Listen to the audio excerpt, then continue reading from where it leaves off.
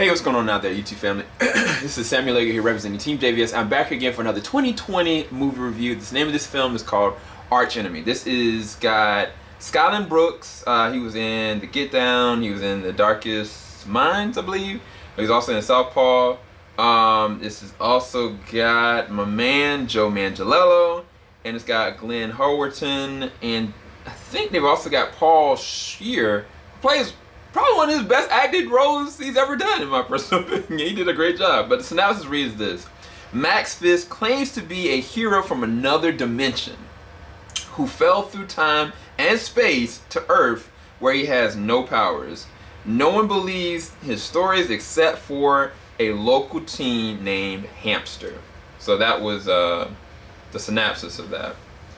So when I watched this, before I even watched it, I was kind of intrigued by it by the first trailer. I was kind of like the concept of like a Unbreakable kind of situation where a person that, you know, can't use his powers just yet, but, you know, it looks like the believability even in himself is starting to change the atmosphere around him from this one kid named Hamster.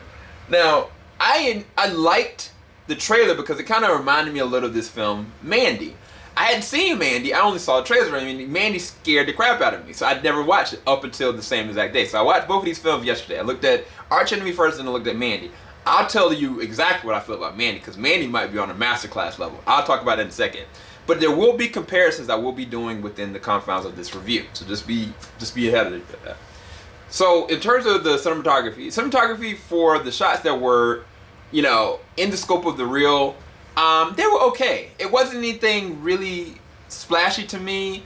I think the fight choreography could have been a lot better, in all honesty. When you got somebody that knows physicality, knows his own stunt work in Joe Manganiello, I really feel like they could have really went for something really intense, as well as they chose a creative decision to make the pilot for anything in the past to be not even animated or 2D animated, but to kind of make it like overlaid. Like, kind of like something you barely draw on.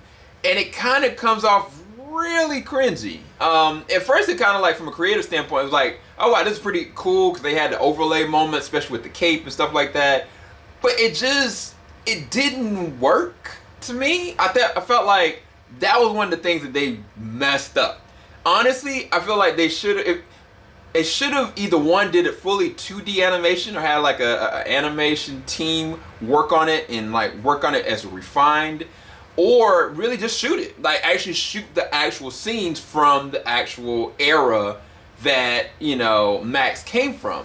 Because I feel like that was the thing that was kind of lacking in this, even though I knew for a fact that this was a movie based on a very interesting budget. I don't know the exact budget of how much they made it, but this was directed by Adam Egypt Mortimer and also written by.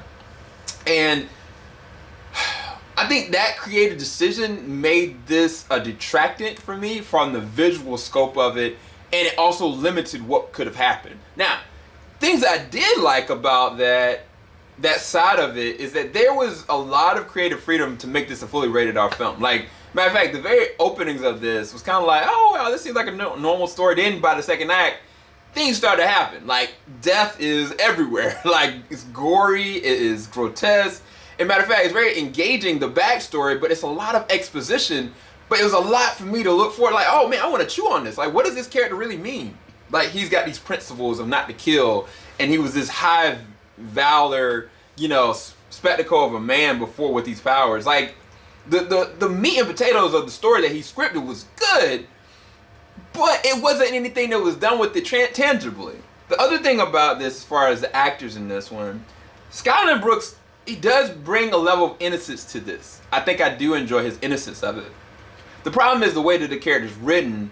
The character is written very, what's the word? He's a very annoying character at times. And then by the second and back half, he becomes more so like he's making dumb decisions. Not just like, oh, okay, this is I should do this. But no, I'm walking into a situation, knowing full well the problem that this man has, knowing full well the situation, and I'm still gonna do it anyway. And then I'm gonna just like, I shouldn't have done that. Oh man, you're bad. I shouldn't do this. You know, I dislike that. I really did dislike that. And then His sister, played by Zolee Griggs, her name is Indigo.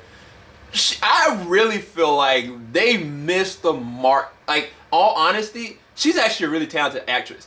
The very beginning, the opening with her, she kind of came off this really roughneck, but then she had like this really meek side about her with her relationship with her brother. But I was like, low key, her character should have made a completely different turn. By the end of the movie, she should have been a completely different character. Matter of fact, the very end, the very last 5 minutes, right?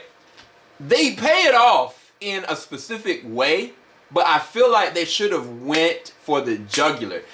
I can't spoil it, but it's just the decisions that happen between Max, the two kids, and the situation. I feel like they could have made this something really dope. It could have lived up to the actual title. There's actually a point to the actual title, Archenemy, because everything that Max is doing with Joe Manganiello's character, I think Joe Manganiello, honestly, if given the opportunity, he could have made this a really amazing, you know, I don't know.